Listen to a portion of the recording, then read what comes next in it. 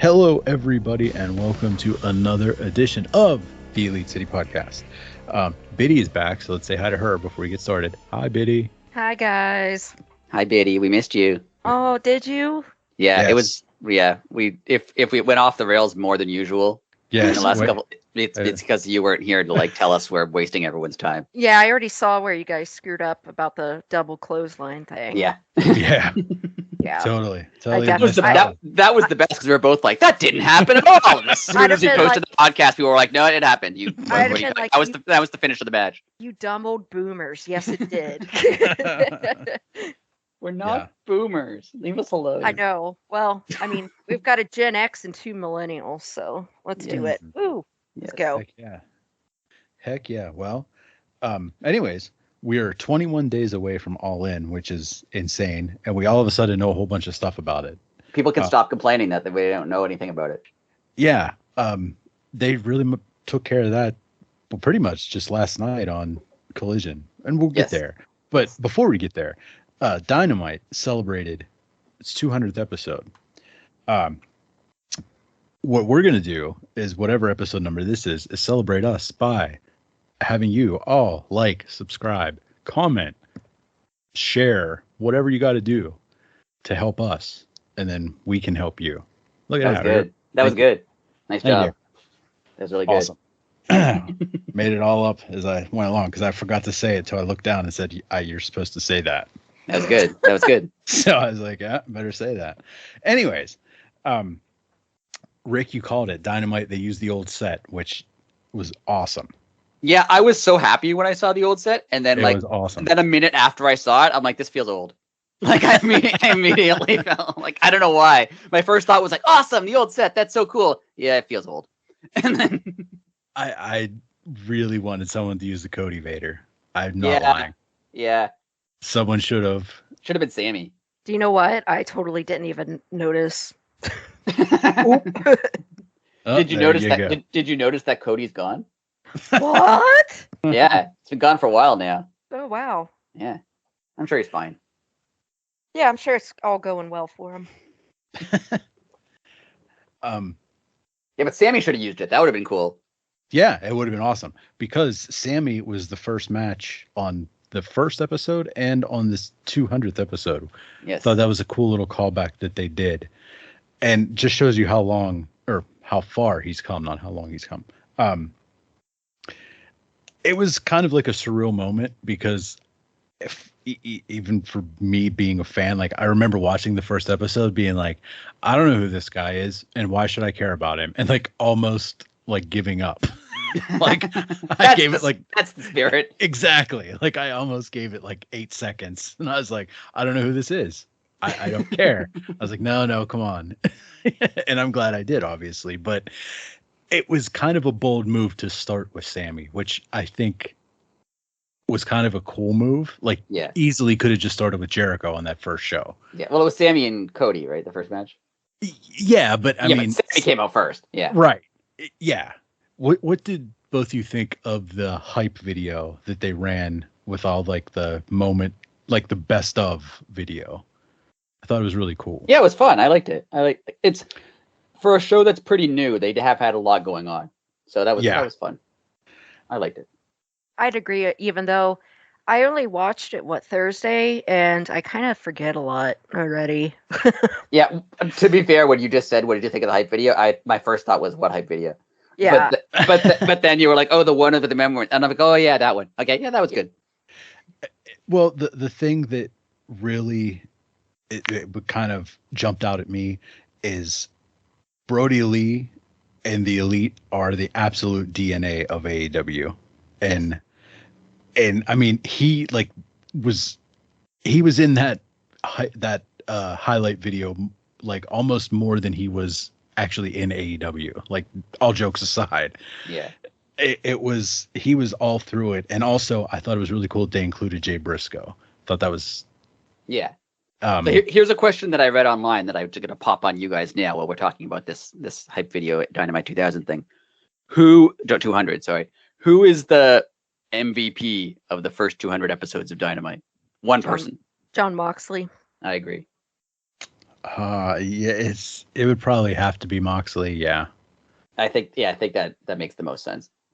Anytime it started to feel like it was falling apart, he was like absolutely not and stepped up. Yeah, for sure. True. Very true.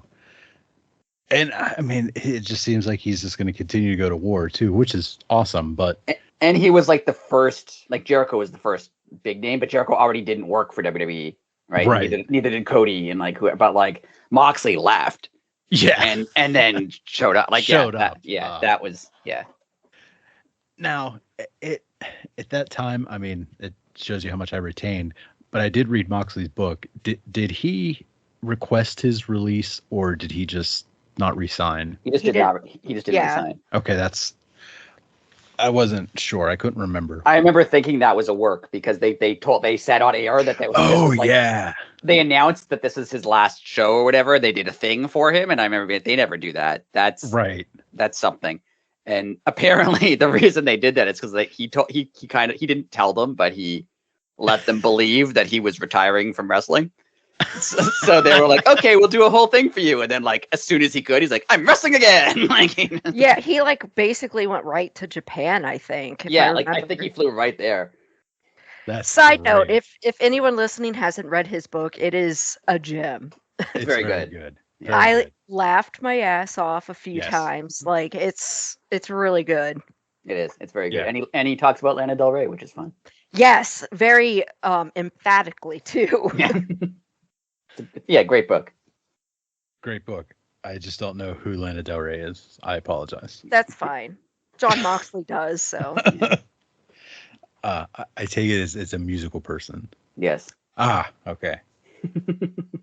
That's totally not me messing around. You sound like the oldest person in the world. Be like, I believe this is some sort of musical individual. Like I said, folks, boomers. I'm surrounded by them. No. Come on now. I am old, but I just choose not to listen to normal music. You just went a little Rico Suave on us.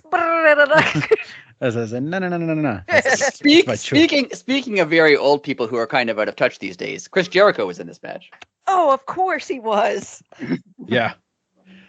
It was like, okay. The match itself was, I mean, I see why they did it, but I mean, I get what they're trying to do, but again, I've said before, right. I don't love that it's like Jericho is turning his back on the JAS. I want them to just be sick of him and leave him. Yeah. And it's annoying that they're treating it like he's leaving them. They're also acting obviously, but acting so salty about it. And it's like, what has he done for you guys? Yeah, that's what they should be talking about. Oh yeah, if he leaves, whatever. Like, what has he done for us at all? And like, they should be more. Like, we don't need him. Yeah, we've got our own stable. Blah. Exactly. Hibbity bobbity, you know. Especially the hibbity bobbity part. They really have to throw that in. The hibbity bobbity part. Yeah. Yes. Yeah, it's the least thing that I care about going on in the company right now, and that's sad. Like, because it's like a major storyline, and I guess I kind of want to see, but like I think you said a couple weeks ago, like, why is it taking him so long to just join Don Callis? Just join Don Callis. What's going on? Yeah, like there's no reason for this to be this long and it's drawn been weeks out. now. Like, either join Don Callis or don't join Don Callis, and like, what's going on? Yeah, but it's like, it's whatever. Can we spend a minute talking about how wonderfully awkward Tony Khan is on camera? Yes. We always love to talk about this. It's wonderful. It is. He seemed like his speech, he tried to like tone it down, but man, he still looks like just a dang deer in headlights when he's on TV. Like, not just a deer in headlights, a deer in the headlights that just did a whole bunch of blow. he honestly seems like he's like, and I love him for it. He seems like, what? This is on television? Like every single time. Like they're like, he's all calm and they're like, all right, 3, 2, 1, we're live, and he's just like, yeah. You can tell his head is thinking like, people are watching me right now, and he's just like, it's great. It's wonderful. It is, but it's like, how is he so like he's good at public speaking, like the actual act of it. Yes. But how are his mannerisms so poor? Like he does it all the time. And it's the same things. Like you're a billionaire, like hire somebody to teach you to public speak the correct way. Why do you care what people think of you? Yeah, it's true. But I've heard Or- him like I've heard him on like podcasts though, and he's fine. Like when he's doing interviews, like he's perfectly fine. Like he just eloquent, he can talk. He's. I wonder if that's just like quote unquote his character. Seriously, Right? Yeah, his character just like stunned. Yeah. Like, I mean, you guys have watched like the press conferences after PPVs. Like, is he like that in those? Not as much. not as much. No. He's a little like looking around, like he's slightly.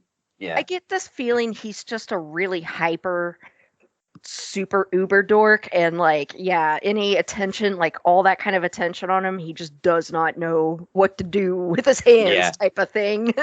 I don't know if Biddy you That's saw a it. good I think point. Blasco saw it. The thing after Dynamite where they called him out and they like thanked him for. He's such a like lovable nerd. I love it. He's like, what, me? Like, yeah, obviously you're right. Yeah. Exactly. I was like, he's so awkward and yet so adorable in a really weird way. And I never thought I'd say that about a billionaire. He seems likable. He really does. Yeah, he does. Like- He really does. And he seems like honest and genuine. Yeah. Like when he was telling them, like, I love every single one of you. Yeah. and you. It was like, And all then right, dude, randomly come at the on. end, I love wrestling. It's just I was like, damn, I think I've had the same speech or whatever at a bar. it's great. Right. I love him. He's wonderful. He is. Man, I really hope some like bad crap doesn't come out about him eventually. I I'll know. be so disappointed. I'll be very upset if he gets milkshake ducked, as they say. Wait, what? Who says that? What? What, you don't know that you guys aren't on you guys weren't on Twitter enough. You haven't heard the milkshake duck thing. Anyway, there was a tweet someone made however long ago saying everyone loves the milkshake duck, the duck who drinks milkshakes. And then on the bottom in the tweet, I regret to inform you that milkshake duck is racist. And so that's the term when someone everyone loves suddenly does something awful. I thought it was called cancel culture or whatever. Wow. Speaking of victims, Jack Perry, poor Jack Perry. Oh, such a victim. What a segment, first off. Because I was just as blown away when I heard Walk, because I always forget that there's a legit whole generation of people that don't know that was Rob Van Dam's song because they only know him from WWE. I was a little dismayed because it didn't get the people singing along with it right away. Right. They were chanting RVD and I thought like, oh, did they not know? Like, are they like are they just like a little bit younger? And they don't, like, are they, or their early 30s and they just don't know. Right. But no, they eventually knew. Oh, that made me so happy. I wonder how much Tony had to pay for that. Oh, I don't know. Speaking of Tony Khan, I don't know if Rob Van Dam was on a podcast. I didn't hear the podcast, but I read an article about it. And he was talking about how Tony Khan like negotiated up until like the last minute to get the rights to that song. And he says when he first mentioned, oh, what song am I going to come out to? Tony Khan suggested it. And then immediately went into how he was at like some ECW show where Rob Van Dam fought Sabu and like went into detail about the match. And Rob Van Dam was like, he remembers more about that match than I do. Nobody can ever question the passion Tony Khan has for wrestling. That is for sure. That's very true. That is very true. But I also was thinking when I started Collision today, I was watching, I was like, man, I hope I love something as much as Tony Khan loves licensing music. Yeah. I was like, do you know how much he must have paid to get an Elton John song as the main thing? Like, it's bonkers. Well, apparently doesn't Final Countdown cost them like the equivalent of like 1 year? Like, he said like it's a wrestler's salary basically to play that song once. Yeah. Well, going back to the Elton John thing, I wonder if Warner owns that, because isn't he on Warner Brothers Records? Ooh, that's a good point. Or Elton John is just a massive wrestling fan. Or Elton John is a big AEW mark. Possible. All of the above. All of the above, boys. I can see Tony Khan though being like a wrestling fan who's like been watching wrestling for however long he's been watching it, and always thinking like, oh, why didn't they license that song? If I had a company, I would. And now he's like, no, now I do. He shakes his fist. He's like, someday. Yeah. Okay, so Where were we? Sorry, RVD. We're on RVD. We're good. we're all ADHD tonight. Yes. Nah, I got it. I Very know. exciting. Okay, apparently RVD could still go. So They sure kept saying that anyway, the announcers. I mean, he still does wrestle. I've heard he does still. yeah. wrestle. Oh, I looked up a match that was just like a year old, and I mean it's everything that he does, but just like a little slower. Right. Like, obviously, but I'm not it's, expecting like 1996 RVD. it's almost there. Yeah. Like all right. yeah, like it's almost there. It's I'm just wondering what they're gonna do. Like, do they have him beat him, or does he win the FTW title? Yeah, it's weird. I think Jack Perry has to win, doesn't he? I think Jack Perry cheats in a very gratuitous way, Yeah. and it carries on to Wembley, Yeah. That's I my could see that. prediction. I could see that. which I would just like to take my Rick's Forbidden Door moment and be like, I called Jack Perry going heel. You did. I really thought that you were going to say, "Well, I'm going to All In." I'd have to immediately excommunicate you because I'd be too jealous. You know, at the very like part of me that I've managed to get under control now that used to like to blow a lot of money was she thought for like a good 5 minutes, like, I could actually probably pull that off. And then I was like, no, you idiot, no. You're an adult. You have bills. But I was like, I do have the money in the bank. Right. I didn't know. But yeah, that would make sense having them go to All In. And did anyone notice the kid that Jack Perry pulled in front of him? Yes, it was hilarious. Did you watch On Collision though, Biddy? I saw the clip on Instagram. Yeah, it's the same kid, isn't it? Yeah, I know. Yeah. Yeah. I was just gonna say it's the same kid, right? So Okay. is it supposed to be the same kid? Is that supposed to be Christian's kid that he pulled in front of him, or is it just like an actor they hired for both roles? Oh, see, that makes sense. I mean, I could do some internet sleuthing to see if there's pictures of Christian's kids. Yeah, that's gonna get you into trouble. But Oh, I've been creepier. Don't worry. but yeah, I wonder is it supposed to be Christian's kid that Jungle Boy pulled onto him, and then is that like a little foreshadowing thing of like using Christian's family to shield him from an attack? Is that a thing? Am I reading too much into this?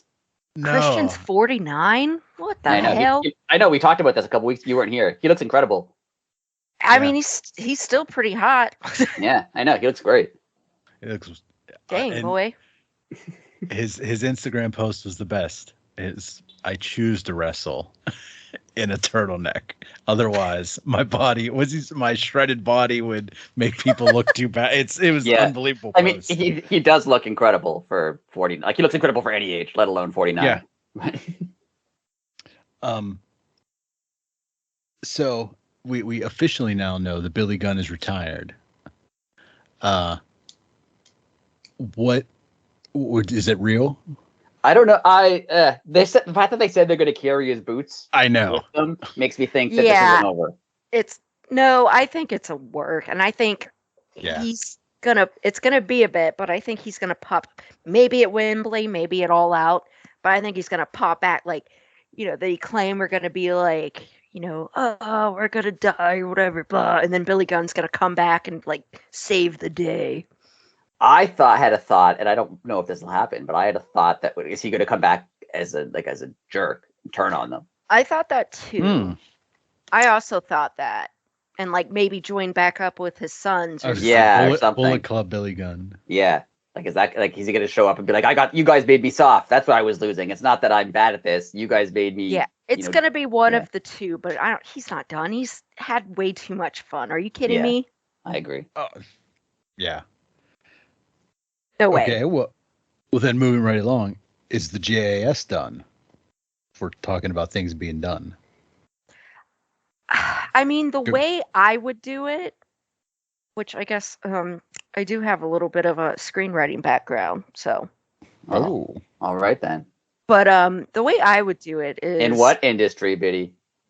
Not actually no. Not porn, even though I was asked to write some porn scripts and I said maybe, and then I was like, I'm not sexy enough for that. I'm a big dork. I'm sorry. I'd be like, you want to watch wrestling together? The script is people walk into a room. Would you like to have sex? Sure. And then they do. Yeah. That's the script. Get to the point. But what I would do is have them all be like, you know what, F you, Jericho, and like be their own stable. And then they feud with Jericho and I guess Callis. Yeah, I could see that. My hope is that they kind of splinter off into like individual groups. Like I think 2.0 and Danny Garcia work well. I think like they could do Sammy and Ty just as their own thing whenever she comes back. They could have Anna Jay either be with them or be with Jack Perry. Like I think they could just kind of like splinter off into their own stuff. I don't know. I mean, Anna Jay, she needs to she needs to get away from that stuff.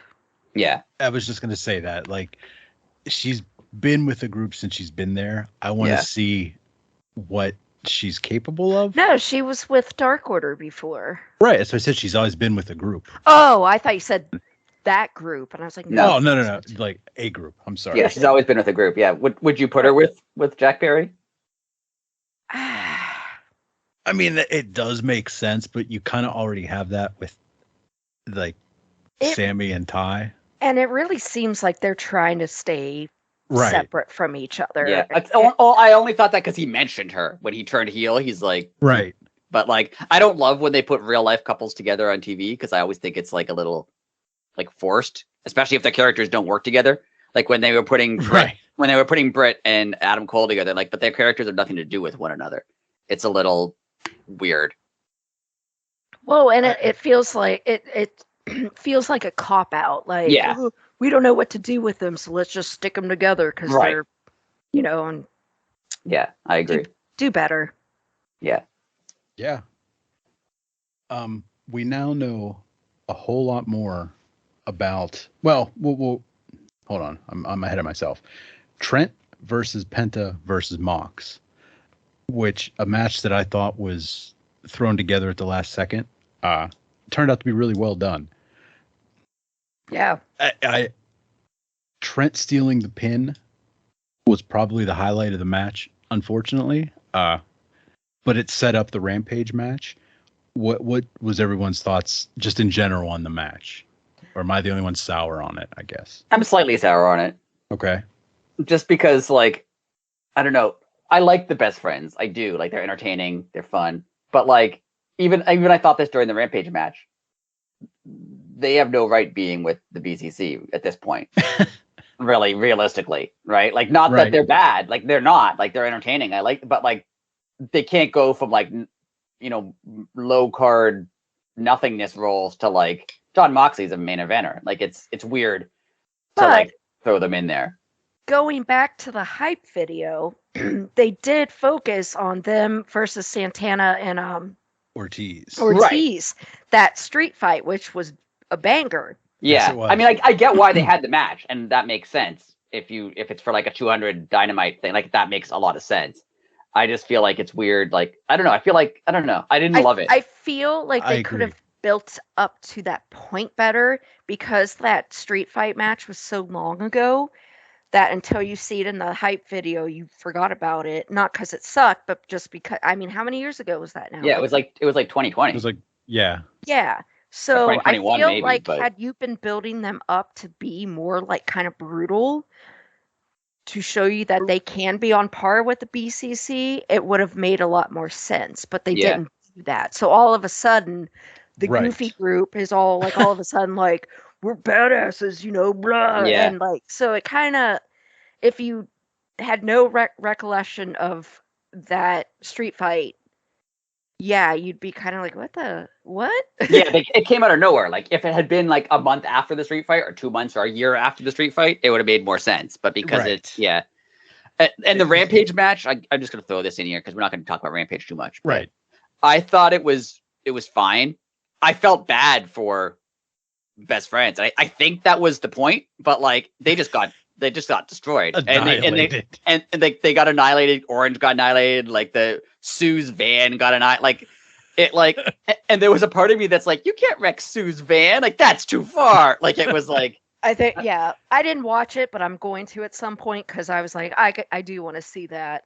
It was a little. I think it was on purpose. It was a little much to the point where I'm like, really? Do they have to beat them up that much? Like it was a little. And Yeah. I hope it's going somewhere, and that's why they like did this, and it wasn't just to like beat up Best Friends. Yeah. The worst part was when Trent took the backdrop on the windshield that was already broke, and his back just slid down the shadow. Yeah. Oh, it was horrible. I mean, even they had like whose mom is Sue? Trent's. So even the fact that they had her come out and they like didn't rough up, but like yelled at Sue at and her, like wrecked her car. Like I get that, like they're trying to make the BCC look like they're like evil and tough, and that's fine. But is it going anywhere for Best Friends, or is just like, that cool thing you did where you had that that really cool parking lot match and Sue came out? It was a great moment. Well, now it's ruined, right? Like it seemed a little bit like we're gonna take that thing and like the BCC is gonna rip it apart. Like it seemed a little like, I don't know, like unnecessary, unless it's going somewhere, unless there's a storyline for Best Friends coming out of this. And I mean, there might be, but I mean, like you said, if they don't do anything with it, it was pointless because they just beat them for no reason. Right. Right. Yeah. And that's, I mean, I really hope they don't fail in that kind of storytelling. Like, I hope there is a direction with this. And I mean, realistically, they should have beat them because, like we said, like Best Friends have done nothing for how long, really? Right. So, like, of course, the BCC should have they should have destroyed them because up until recently, they were like comedy group. So, like, it is cool to see him like actually be able to show that he's not just a comedy guy, that he can actually go hard and like put on a good show. Yeah, I agree. Sure. I just think they should have built up to it more than they did. I agree. Yeah, I 100% agree. Yeah, I totally am on board with that. I'm glad I wasn't the only one that felt that way. Like I said, I didn't think it was a bad match. It was like, oh, this is happening now. Right. I don't know. I agree. Sheeta finally got her moment. Hell yeah, she did. Yeah, that was great. Great moment. She wins the belt. She pins Toni Storm. No shenanigans. All clean. All fun. Are they going to give her a run though? I hope so. At least until Wembley. I hope so. But I was thinking the match that makes sense for Wembley is her against Saraya at this point. If Jamie Hayter's not going to come back, that would make sense. Right. But like Saraya doesn't deserve it at all. God love her. Like I said, I've met her. She's a wonderful person, but wrestling wise, no. Especially because she kind of have to win, right? You're not going to book her in that match in Wembley and have her lose. Right. Unless you screw her. But this is WWE. They don't screw people in their hometowns as much as WWE does. So it would be odd. Like if she's in that match in Wembley, I feel like she'd have to win, and like she shouldn't win. No. Right. But what did I see on Reddit? Something about like maybe they do a 4-way match or something so that her still being fairly rusty in the ring is covered up, and that she doesn't win, but it's also not like she just flat out totally shits the bed and loses, Yeah, because it would also suck to do that, right? To have her exactly be in England in front of 80,000 people, and she's gonna just lose immediately. Like you can't. Yeah, I saw that theory on Reddit. I'm like, that kind of makes sense. Yeah, that would make sense. It is unfortunate that both Jamie and it looks like Pac are both injured. Yes. That's too bad. I didn't hear about Pac. That does suck. Yeah, I saw Jamie might not be back till February, which makes me think it's a shoulder for sure. Oh, wow. February. Yeah. I didn't hear that either. Yeah, it's too bad both of them have to miss Wembley. Yeah, that sucks. Super sucks. That like sucks. that's Biddy kind of luck right there. And Danielson too. Yeah. And Danielson. We found out. Well, we'll just start talking about All In. We found out that it's going to be a pay-per-view, but they really haven't been pushing it as a pay-per-view, so I still haven't bought into that yet. If you notice, Right. they're not telling you how much it costs on pay-per-view. They're just telling you to call your local or not or Well, Rick find your found local. out. Rick Yeah, it's on, found I mean out on Fight. it's on $15. Fight. Like you can buy it on Fight for no, it's $20, but if you're an AEW Plus subscriber, it's like 20% off. So it ends up being like Oh. it ends up being 16.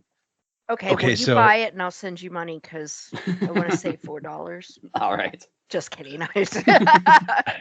So my question is, what do pay-per-views normally cost on there? Are they normally $60? 20. No, they're like 20, 25, depending on the pay-per-view. See, I'm wondering what they're going to be on the actual cable. On Bleacher Reporter, or I I mean- guess you actually are one of the weirdos, of course, because you're a Hell boomer, yeah. because you have cable. Yeah. I mean, they can't realistically charge $60 and then a week later charge $60 again, can they? I mean, I could turn on my TV and see if it's even up yet. Like no one's like no one's gonna pay that. No one's gonna Well, pay that's- $60 2 weeks in a row. Before Rick told me about living in England and getting Fight and stuff, but right. It's a great time living in England, by the way. I know. I love wow. it. I love it here. But on Bleacher Report, which is how you get it without cable, it was $50 for a pay-per-view. Yeah. So I don't think they can charge $50 2 weeks in a row. Mm-mm. Well, first off, pay-per-views are normally 60, like over 70 with tax. So it'd be Okay, so like that's over dumb. $140. Yeah. No one's unless they put them Well- together. Like you buy one, you get the other one, or They're something. I'm- That still would make sense. hosing But cable people that much. Yeah. It sucks. Blasco just But- realized he's paying like $15 Oh, no, I know. more. you know Oh, you have the internet, right? You Yeah. could just Yeah. watch it on the internet. Like See, but pay I for don't- it. I'm not saying I mean, steal it, but I'm like sure you could pay I'm for sure it. you have a Chromecast or a Roku or Nope, I even your refuse- Xbox. I refuse to, well, I do have an Xbox, but I Yeah. refuse to buy any of the streaming stuff. Oh my god. But you watch streaming stuff. I do. Do you want to know why? This is how terrible of a human being I am, because I refuse to use the USB port on the back of my television. Okay. I see that. I will never. That's the dumbest thing in the world. Don't. Well, there's other. No, this is the dumbest thing I've heard. Isn't it an HDMI port? Yeah. Like, isn't that how you plug everything into your TV? Yeah, but So- those little like going back to the Like a thumbsticks, a Chromecast uses an HDMI port. I thought they plugged into your like the jailbroke things that people buy. They all stick in the USB thing. Oh, I'm not talking about that. I'm talking about like an actual thing, like a Chromecast or a Oh. Roku or something. They plug into a HDMI Well, port. no, my old Roku plugged into a USB. No, it was HDMI. Yeah, Okay, well they then plug into an H. Blasco, you're just old man. I'm totally not. We're putting you out to pasture soon. Please. We're gonna You're old sick. yeller you. Go I'm for glad it. Biddy's back on this podcast. It's a lot more It fun. was awesome. What was I looking up? Oh, I was looking up to see If all in's available online, we'll just vamp for a little bit here. no, you're good. I'm asking if it's a bundle. Oh yeah, I don't think it's a bundle yet. I haven't heard anything about it being a bundle yet. So Your But mom's that- bundle. Oh, wow. Got him. speaking of people who have questions about their life, I'm trying to segue this. MJF had a promo before they announced the match, which I really liked. Yeah. I thought Yeah. his promo was really good. I mean, I told you guys, I'm like, all right, we've seen MJF be like the best heel in many, many, many moons. Let's see him be a baby face now, like ultimate baby face. I think he can do it. Oh, I Oh, 100% totally can do it. believe he can do it. And I think he can do it without doing the same like my childhood was hard thing. I think he Yeah. can like go further than that. And I think he can do it. Oh, absolutely. I am kind of interested in whatever movie he's going to be in. That's Oh, coming up. is he gonna be in a movie? I didn't know Yeah. anything about this either. Oh, Alright. really? Let Yeah. me see if I can quickly Well, MJF. So while you're both looking stuff up, I'm just gonna talk to myself for a little bit. It's called The Iron Claw, and it's about. Oh, is Oh. it about Baron von Raschke or whatever? Yes, exactly. Cool. And That'll be fun. the guy from the Bears in it as von Eric, Rich, what is it? I don't know who this Reschke. is. Sorry. Baron, he's an old dude. Baron von Raschke. Zac Efron is in it as well. That'll be sick. So is he Baron? Is Zac Efron Baron von Raschke? He's Kevin. Oh, he's just Kevin. Von. Von Eric. He's a Von Eric. Okay. I thought you just meant like he's some guy named Kevin. Von Eric. Okay, so like a minor he looks like a Von Eric. Yeah. So the guy from The Bear who looks like Gene Wilder is one of them. Zac Efron's one of them. MJF's one of them, and then someone named Harris Dickinson is the other. Huh. And some guy named Aaron Dean Eisenberg is Ric Flair. Oh. All right. Interesting. So anyway. Wembley Stadium is having a show. Right. I liked MJF's promo. I liked the stuff he did with Adam Cole. This angle, I hope they can somehow just keep it going because they're actually really good together. And I hope they keep it going for a while. It's a blast. One of them is going to turn on the other one, but I still don't know who it's going to be. It's going to be MJF. I mean, especially now with the contract involved. I mean, come on. I think you're right. I think the contract. What I was telling you independently is I really hope that the contract is like an MJF rules match. Oh yeah. So they have the match, and then MJF gets pinned, and then he's like, "No, there's no pinfalls in this match." And then he submits them, and he goes, "That's 2 out of 3 falls." And like they just like, I hope that's how it works. That would be fun. Oh yeah, it's definitely going to be something like that because it was so noticeable that he did not look at the contract. Even the crowd was chanting like, "Read the contract." Yeah, I mean that's where it's going to go down. He's going to screw him at Though Wembley. I would really like for it to be MJF finally trusts somebody, and then that person screws him. Oh yeah, and then he's like extra like bitter and angry. Like I told you guys, if MJF at some point, if it is the contract, like you didn't read the contract, if he says the devil's in the details, I win an extra point for our next prediction. That's almost certainly going to happen. That's really good. Yeah, that's too good. What do you think of Roderick Strong just randomly smashing stuff?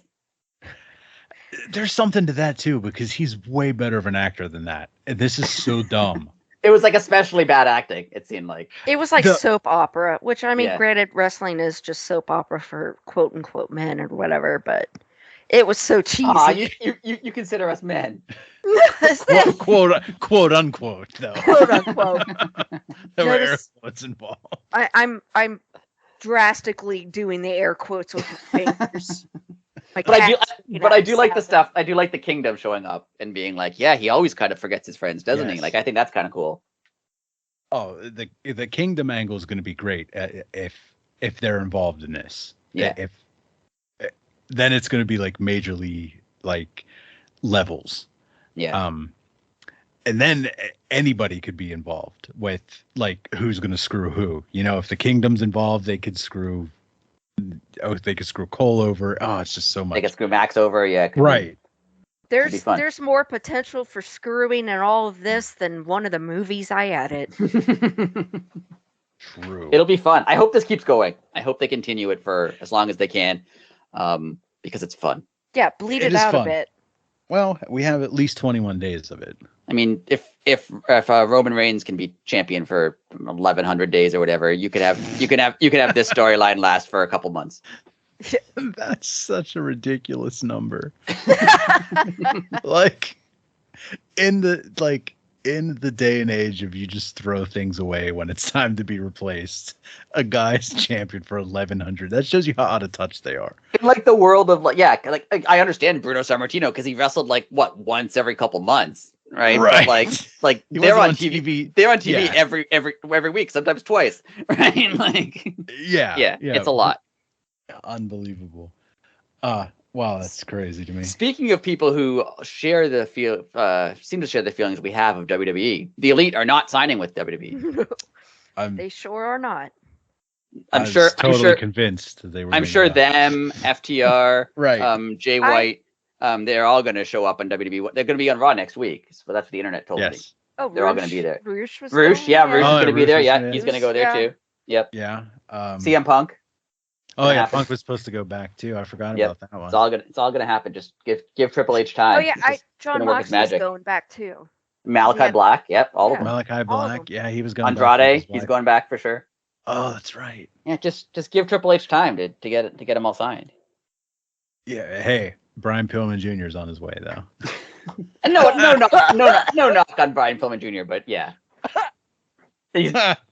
but yeah, but the elite are back, which is The elite are good. back, Yeah. It's good. and it's. I had zero doubt they would not or would be back. Like, I agree.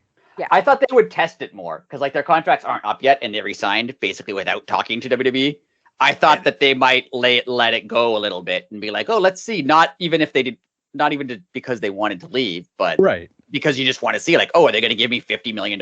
Because if they do, then yeah. well, Right. yeah. Just out of curiosity to see what the offer is. Because if you're Kenny Omega, like you're never gonna.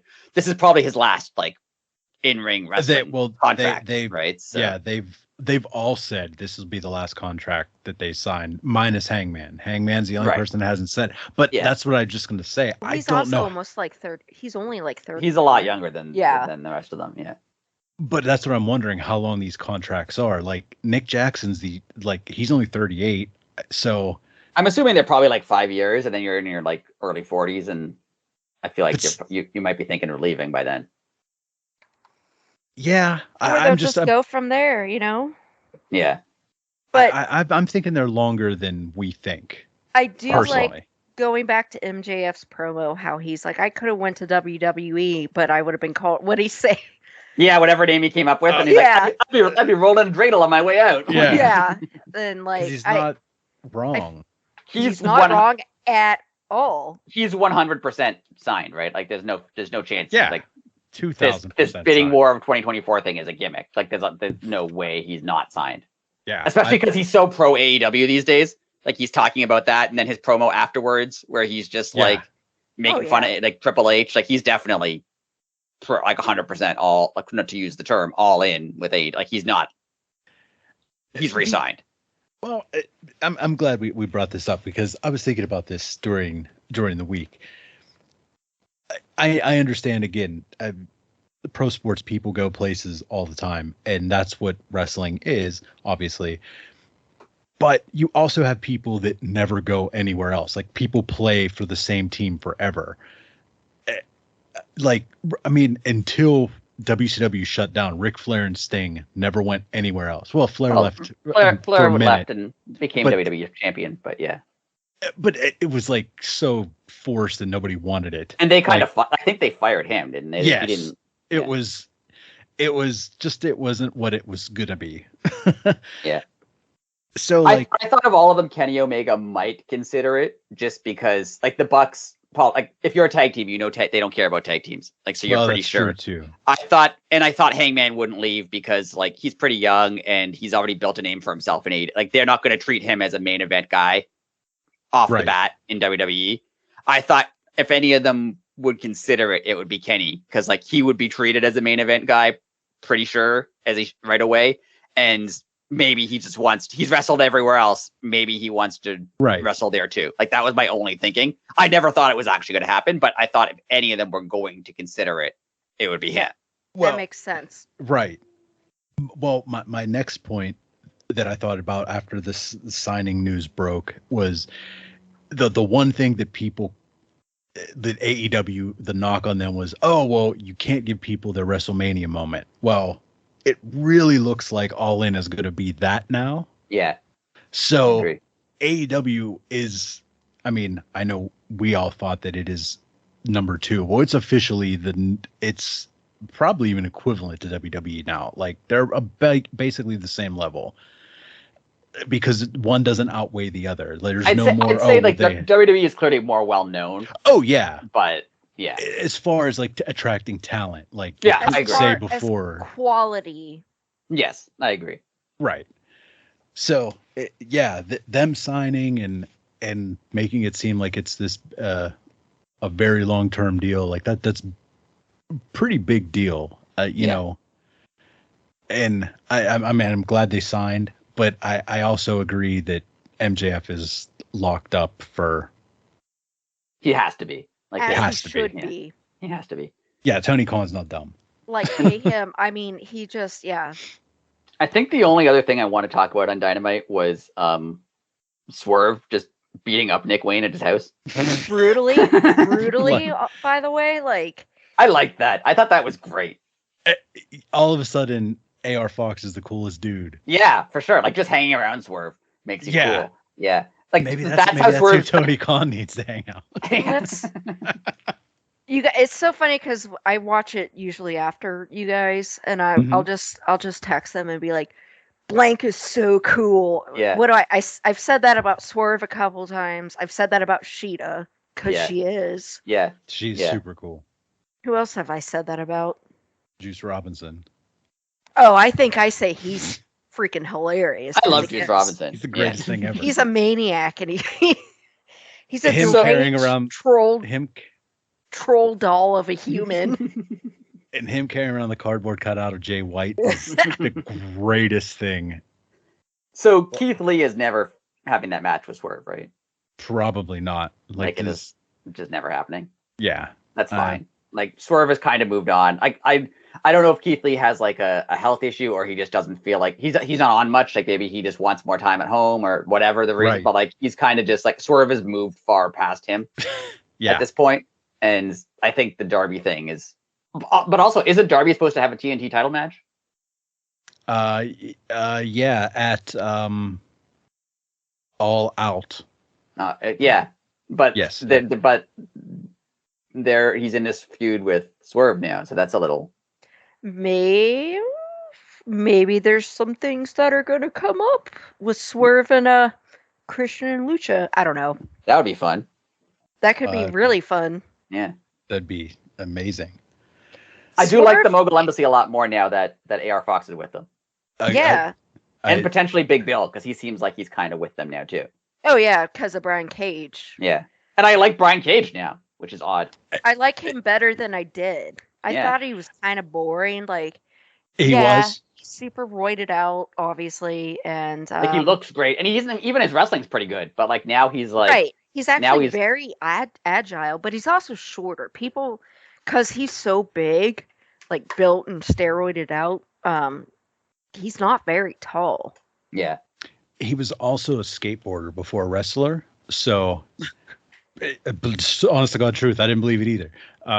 So he was like beyond an athlete and put his body through hell as a skater. So, him jumping off things and over things, like, it's now I really wanted to take Darby's skateboard and skateboard around. Oh yeah. I wanted to take Darby's skateboard and skateboard around like up on the ramp or something. That would be fun.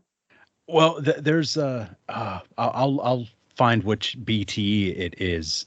Somebody calls him out and he goes to like I don't know where they were, but like he goes to a skate shop and buys a board just so he could skate and prove people wrong, because they're like, you can't do that, Brian. And he's like, all right, I'll be back. And he comes back and he has a board and he's like, him and Darby are skating around. Yeah, so now he definitely has to. He definitely has to steal Darby's skateboard and like, do tricks, like, and do tricks. Yeah, just to be like, oh yeah, you think you're so cool, and then do it himself. That would be fun. I would have never expected that from him at all. If you fell on his ass, that would be.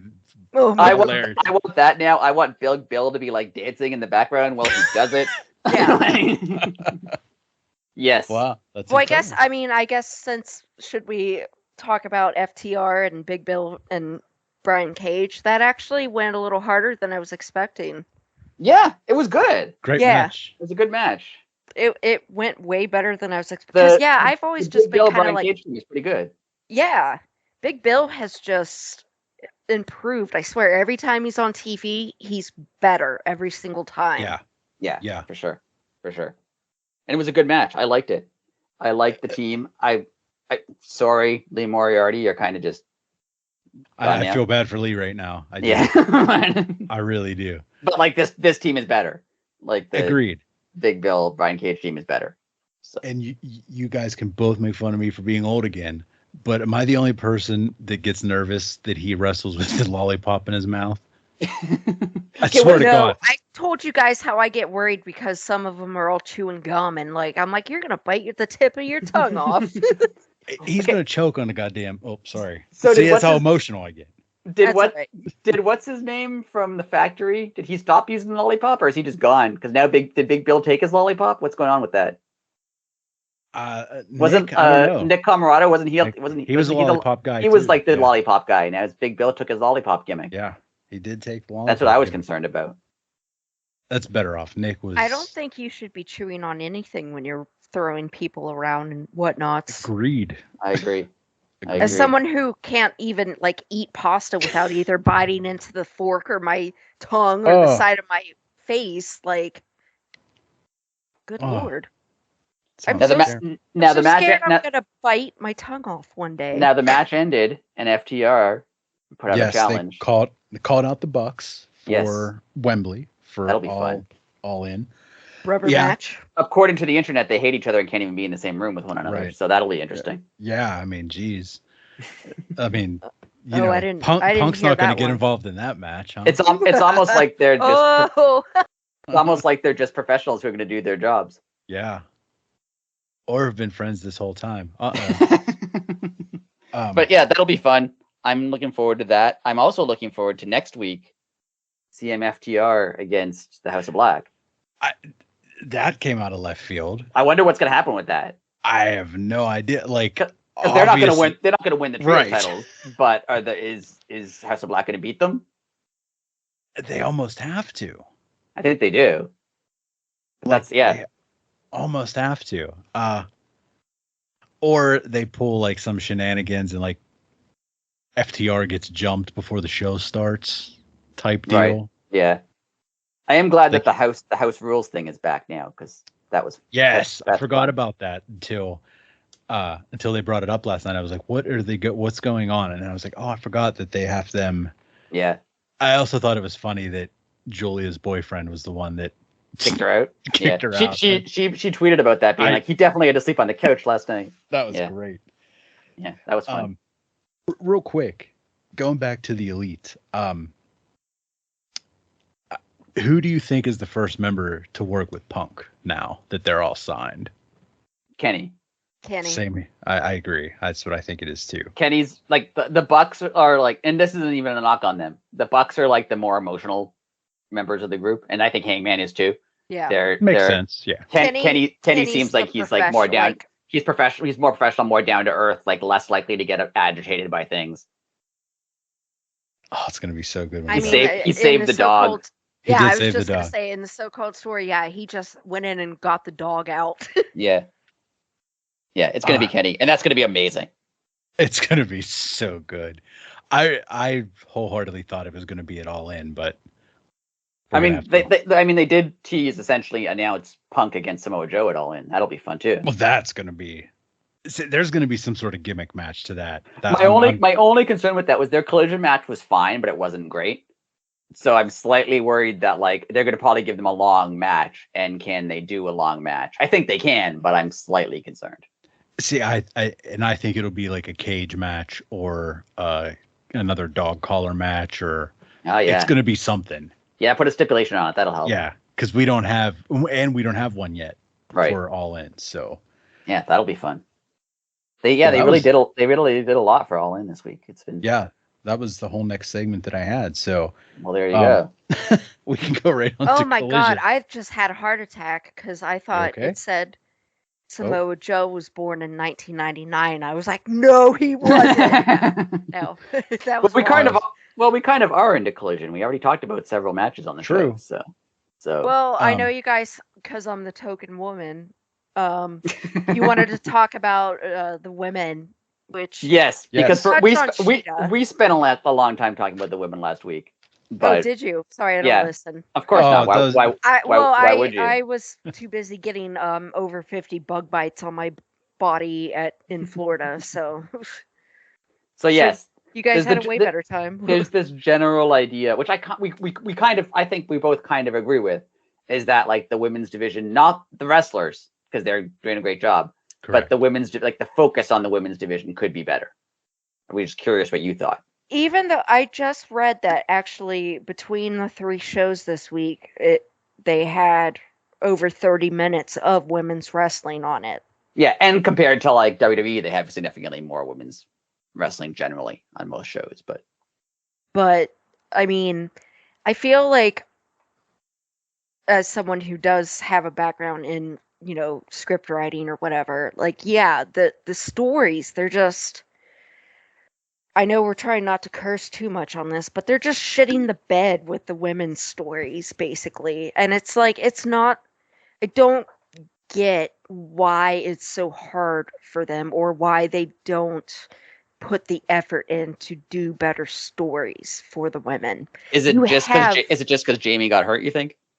No, because yeah, they had something going with the Outcasts and Jamie and Brett and stuff, but you have so much talent and material available to make something out of what you have already, and they're just not putting the effort in.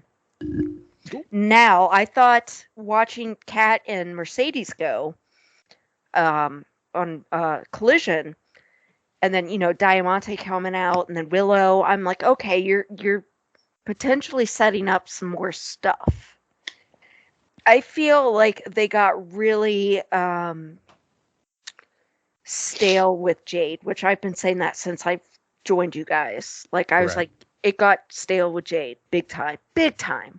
Yeah. And she had all those squashes, and we all know that Kat is a way better wrestler than Jade is. Yes.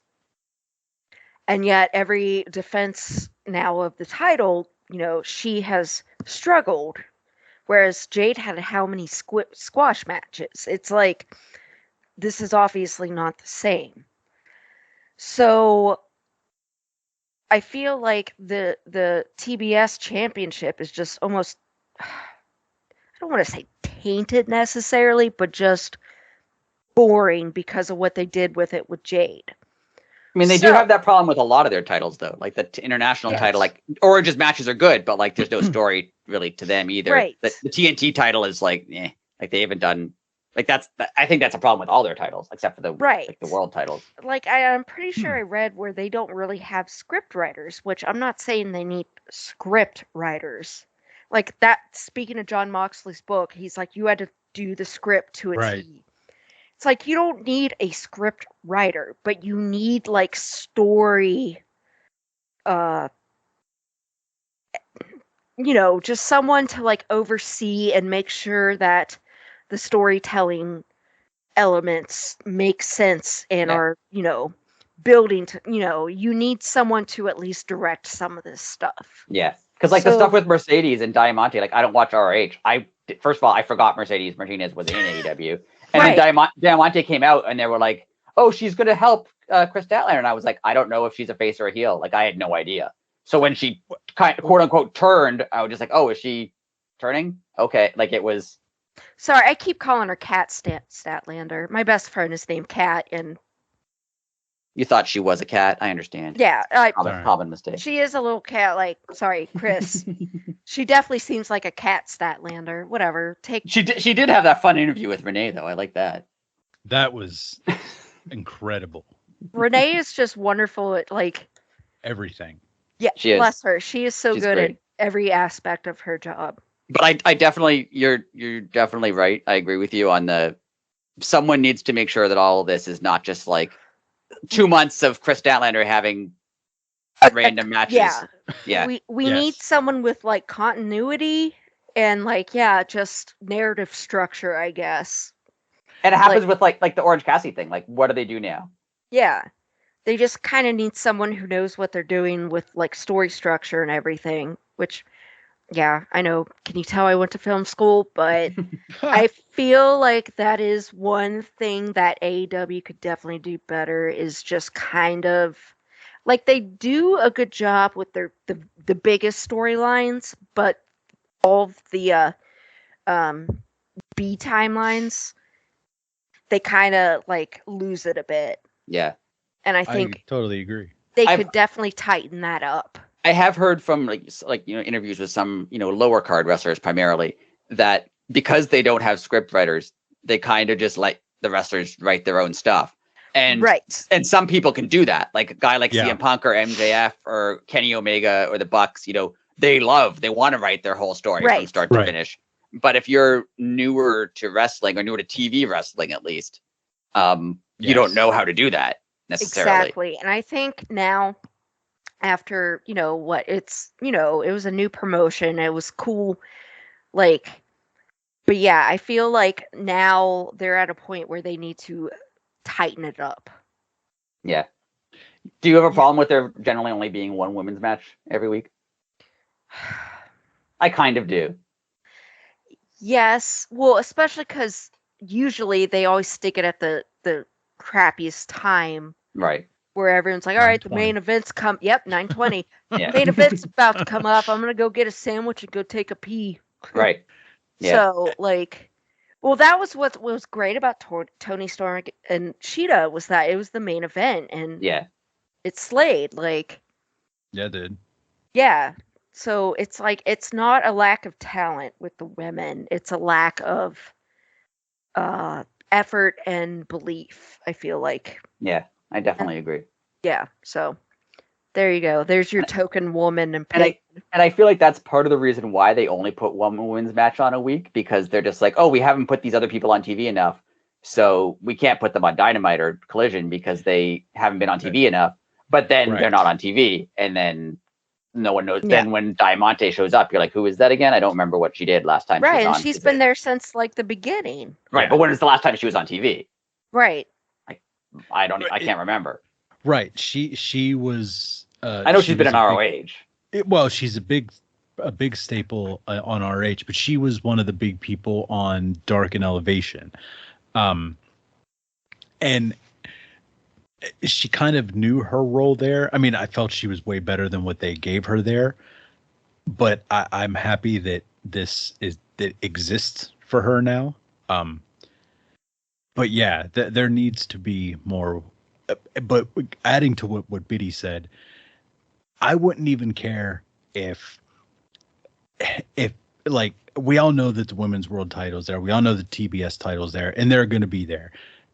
They don't even have to necessarily have those titles on TV. Give just two random ladies a chance every once in a while. Yeah, give them a storyline that's not about a belt. Just have them have a storyline about something. Yeah, like there are feuds that don't involve titles, like Jericho and the JAS. Like, that's a feud that doesn't involve a title, right? But it's something.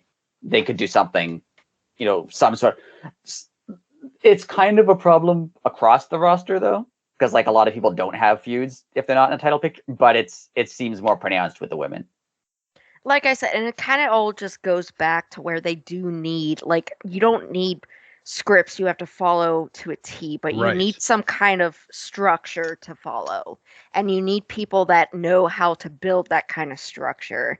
And a lot of the critique against AEW is that they're letting the inmates run the asylum or whatever, and I don't think that's quite fair, but I also think you do need some people who know how to handle structure and storytelling to come in and help people who are really great in the ring and can go hardcore and everything, but that part of sports entertainment or professional wrestling, they don't have it, and that's okay. Not everyone's going to be perfect at every single aspect, and that's where you get nerds like me who can't wrestle but are really good at stories, And I think it's just having it as an option for people who want it, right? Like, maybe Jon Moxley doesn't want it, but I don't think Jon Moxley needs it, but I think but that's what I mean. There's people at the top of the card, or people who are very experienced in TV wrestling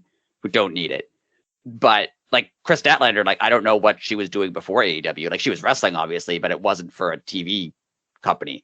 So she has limited experience with like writing a TV storyline for herself. Whereas someone even like, Saraya, she's done it. She's been around it a lot. Right. And that's something I was thinking about Saraya, is that she seems to be pretty, I mean, if you watch her when, Tony Storm or Ruby's wrestling, she's really good at that stuff. She's great at like yelling and you can, interacting with the crowd and stuff, because she comes from WWE, which is all TV, So like she and no fault to herself, but just because she's limited because of her injuries. But I feel like she might have more of the storytelling type element to her. And I'm like, use that talent. Where I feel like AEW is right now is that, you know, there was a lot of indie talent and like, all this stuff, and it's been brewing, it's been wonderful, but now I feel like they are ready to go to a different level, and I think where they need to improve is like the storytelling. Don't get me wrong, there's been some amazing stories told. But if you look back, a lot of it's been with people who have had a lot of experience doing that. Yeah. Now we have all this raw talent who are insane in the ring, but don't quite know how to build the stories. So that's when you need to start like, okay, now we need to bring in people who know that part of it. Yeah. Because I mean, almost all the good stories have come from MJF, the Elite, Punk, Mox. Yeah, like people who have done this, like outside of MJF, who's just a prodigy apparently. Yeah, I mean, all the rest have like the Elite haven't been in WWE, but they have significant like TV, ROH, and New Japan wrestling experience that they could have drawn on. Whereas, a lot of other people don't.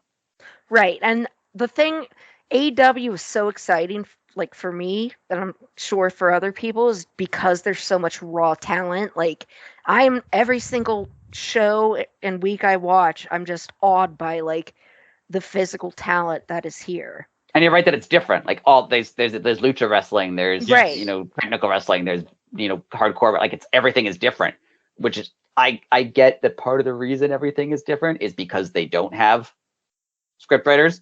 So the people write their own stuff, right? And Mox is like, my match is going to be, I'm going to stick you in the head with a fork. And then Daniels' match is, we're going to have a technical thing, right? Like I get that's part of the reason why it is so different. But I don't think any of us are calling for like, homogenized, everything has to be the same script writer. Absolutely not at all. But I feel like you can get it a little tighter. And with all the people they have, I mean, they have a lot of people backstage who could help them too, not even wrestlers, like guys like Jake the Snake or for sure.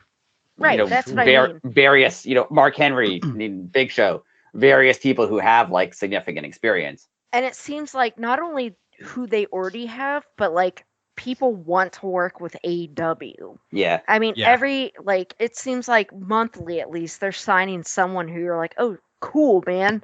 You know? So it's like I think where we're at with AEW is that they're ready to take the next step, and I think that step is to tighten up their storytelling and stuff. I agree. Totally. 100%. And that makes a lot of sense as to why the women's division, not to say the women are worse at writing stories. They're not. No, it's just they just don't have as much experience at it. They have less experience. Yeah. So, well, I guess that went off on a whole not quite tangent you guys were expecting, but no, that was good. No, it was fantastic. I think I think it's true because no one's going to question the in-ring talent of the people in AEW. Absolutely not. It's amazing. I mean, at the tail end of watching WWE, I'm like, physically, it's kind of the same thing every, Yeah. Whereas with AEW, like I didn't really see lucha stuff. I didn't see New Japan stuff before. I just saw homogenized American. Yeah. And I mean, the production's getting better. Like that was the other knock they had, but the production's getting pretty good now. Like, a Collision especially. I don't know if it's a different producer than Dynamite. Collision looks great. Like the entrances look great. Like the way they shoot it looks. I watched Collision yesterday, a little bit late. Like, I started like at 9 instead of 8. Right. So I watched it a little bit late, and then it was 11 o'clock, and I was like, oh, I haven't seen Rampage yet. So I watched Rampage afterwards, and watching them back to back, they're so complete. It felt like I was watching a different. Just like a different show. Like a completely different company. Like it wasn't they were two different companies. So they've done a really good job production wise, which was their other knock. Right. Is that they had to get better at production, and they have. So but again, they need to then, they not only do they need to like tighten up the storytelling across all the shows, but they also need to tighten up the production across all shows. Yeah, they have to make sure they don't miss things. Like they missed I mean it was blood and guts, so it's Right. a chaotic match, but they missed stuff there. Like they Right. missed Mox quitting, which was like Right. odd. But I mean, but also, and that makes me think that they didn't have a writer who told them, "Oh yeah, he's going to do this, so make sure you have your camera on him." exactly. Yeah. See, it all leads to one another. Like, and this is the growing pains. Like, it's Yeah. exciting to watch something like we're watching. You know, we're in the weird toddler little kid stages of it, and it's really fun to watch. Like I said, I'm like I hadn't watched wrestling since I was like 14, and this pulled me back in. But yeah, I definitely agree, and they're all kind of, you're right, they're all kind of tied together, and Right. it seems a little bit like a band. Like when you're a brand new band and you're playing clubs, it's cool. But when you get successful and you start playing stadiums, you can't play the same show you played in front of 100 people. You have to. It has to be different. I feel like we're almost in AEW's like sophomore album, which is usually a disappointment. Which is not to say it's a disappointment. I've been so entertained, but it's just we're in the growing pains era, and they can either shit the bed or step up. I think they're going to step up. Do you think it happened faster than they thought it would for numerous reasons? Like they had Punk showing up. I think they always kind of hoped he would, but never did. We're never sure, right? And then when WWE laid off all those people in like 2001, 2002, and suddenly you have Miro and Malachi and Danielson who left, then you have all these other people, and then you're too far, right? I'm sure like Tony Khan was like, "Are you shitting me?" Right? Really? Right. So it makes me think like, did they have I don't know, in their minds they had like a 5-year plan of where they were going to be in 5 years, and now they're like in year 10 because of how many people they got, and Wembley Stadium sold out. Now they're just like, oh, we didn't think it would get here this quickly. I mean, I think right? I think overall, yeah, to have all that really kind of good luck fall on them, I think they've handled it fairly well, but I also think that's why we're where they're like, all right, the stories aren't quite all the best, and it's a little awkward here and there, and I think again, it's just like they grew really fast. Yeah. They it almost reminds me, I have a friend whose boyfriend has a son who's not quite 13 and hit puberty like a year and a half ago. And like he sounds and looks like a man, even though he's 12 years old. Right. I think that's AEW. Yeah. They hit puberty really fast, and they're like, oh, I don't know how to do this yet. It does seem like they grew a lot faster than they expected them to grow. Oh, I mean, they obviously, you don't start a company without expecting it to be a success, right? But I don't think Tony Khan thought that he's gonna. Maybe he did, but I don't think he thought that he would have CM Punk and Bryan Danielson and they'd sell 80,000 tickets within 4 years. Right? Yeah, I definitely don't think he realistically thought it'd get knocked out of the park like it has been. Yeah. And it really has been. Yeah, and I mean, if you think about it, the market was ready for it too. You know, everybody wanted an alternative, but every time an alternative shows up, like, I don't know, pro wrestling's weird. Like somebody's, I'm going to start this new company, and then 9 seconds later, it's folded. Right. So for AEW to even exist and be viable, like it was just, the time was right. It was ready. And I agree with what both of you said. Like, I think they got, I don't want to say too big, too fast is the wrong word, but you're never going to pass up the names that were just free agents. Yeah, I remember people being like, "Oh, what? They signed too many people." Like they probably did sign too many people. Exactly. But you're not going to say, "Oh no, sorry, we don't have room for you." Like if it's when it's CM Punk and Bryan Danielson and all those people, right? Like And they're starting to shed, some of the, they're trimming the fat. Yeah. Slowly but surely, but I mean, it's been a blast to watch, and I can't wait to watch more. Well, the only thing that we haven't really talked about yet was the quote-unquote Real World Championship. The Real World Championship. And the match with Ricky Starks. With Ricky Starks and CM I didn't Punk. watch it. My only problem with this. No, Minnie didn't watch it. How dare you? Well, no, I only got to Tony Storm's rant thing, and then I got busy. My only problem with this, and it's great. I think my only problem with this is CM Punk kept the belt that he was stripped of by the company, right? And that's cool if he's going to have it as like the Renegade title that he's refusing to relinquish. Like that's cool. I like that. But why is everyone else just going along with this?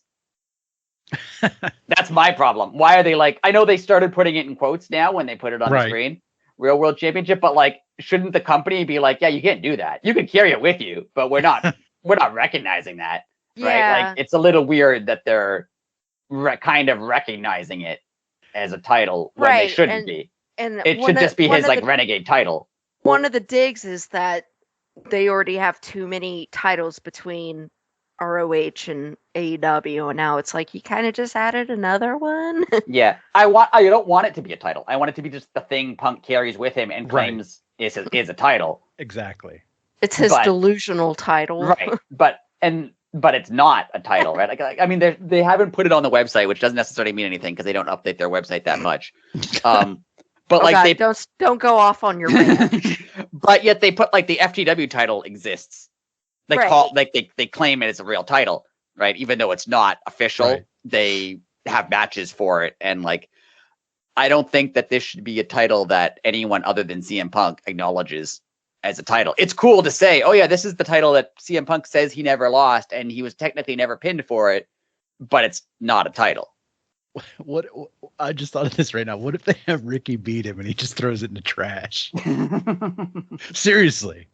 Yeah. Like then you have a place to go with this. Yeah, like it shouldn't exist after Punk. I don't want Ricky Starks winning it and then carrying it around too. Like that should it should be over.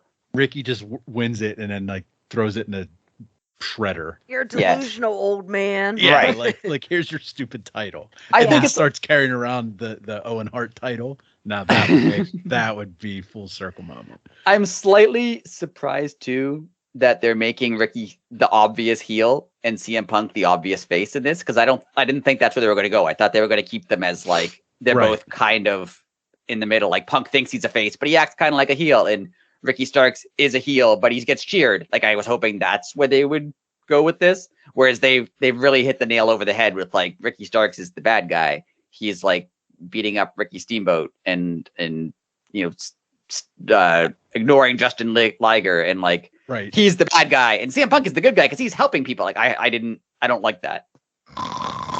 That's what I think about it. I personally think that the whole Punk thing is that he's now the Stone Cold Steve Austin. They can do whatever they want, and people, they're over it. It's worn off. They're not mad at him anymore. He's going to be, no matter what he does, he's going to get cheered. Oh, I agree. I agree that he's not like people aren't still mad at him. I just think if he's going to come out and say, "Oh, okay, I see what you're saying now. This is my title. I'm claiming it as my title." Like the company shouldn't be like, "Yeah, all right, Punk, we're all behind you," and like you're the good guy. Gotcha. Like they should be like they should be mad at him, right? Like as a company, he should be positioned as at least by the announcers or whoever. Bring Tony Khan out to yell at him about it. at least the announcers should be debating, like, oh, that's not really a title, right? Like it shouldn't just be presented as like, oh yeah, Punk's right. Like he's not right. Like in terms of in storyline, like he's not correct, right? He's holding this title fraudulently, but he thinks he's not. Yeah, I totally agree. So I don't know. I just feel like he should be more of like a Shades of Grey type guy. Like JR was trying to do that, I think, last night when he was on the commentary, being like, well, it's not a real title, but he did never get beat for it. Like he was kind of trying to position it as like he makes a point, but he's not right. Whereas they seem like they're kind of positioning as him as like, oh yeah, he's the real world champion. Like, no, he's not. And Max hasn't said anything about it yet, which is a little. If they're going to be positioning, like, if they're going to make it as Punk's weird delusional title that he just thinks he has, it makes sense for Max not to talk about it because he's like, just let him pretend he has a belt. Yeah. I don't care, right? But if they're going to be positioning it as a belt, then Max has to say something about it. True. I don't know. I thought they were going to face each other at All In, but it obviously doesn't look that way. I think it might be. I think they might do it All Out. because it's I in was gonna say Chicago. I feel like it's setting up for All Out. Yeah, Well, I think it might be at All Out. I'd be okay with that. Do you think That's Ricky gonna- does anything at All In? Because if Punk's facing Samoa Joe, is Ricky going to do anything? I mean, everyone can't be on the show, right? Obviously, but he's kind of been positioned as like a high end guy. Yeah. But what else are you going to do if it's not Punk? Yeah. Yeah, there's really no other I mean, you could give him like a shot at the All Atlantic title, but I mean, that would work just because, as we said earlier, there's really no stories revolving around that title. Yeah. But would you really want to do that? I mean, not that Orange and Ricky Starks would be a banger. I mean, it would rule. Yeah. But that's a good question though. I think he screws up the Samoan Punk thing somehow. Or All that. right. Yeah, do that. I think this is where Biddy's point makes a lot of sense, is that they need to have, if everyone has a character and a storyline and a history that is consistent, then it's like the storylines that work best in AEW are like, oh, Punk and Samoa Joe, they have a history, so it makes sense they want to face each other at this big show. AEW doesn't have that history because they're just not that old. Right. But if they have a history of like, oh, Ricky Starks had this interaction with Powerhouse Hobbs, and they used to be a thing, like they could play on that, or something like that, right? You've been established for 4 years now. You do have not a lot of history, obviously, but you do have some things you can call back. Right. It's time to start going back to that a little bit, which is, I feel like they tried to do that with Best Friends, and you know, and they just kind of did a.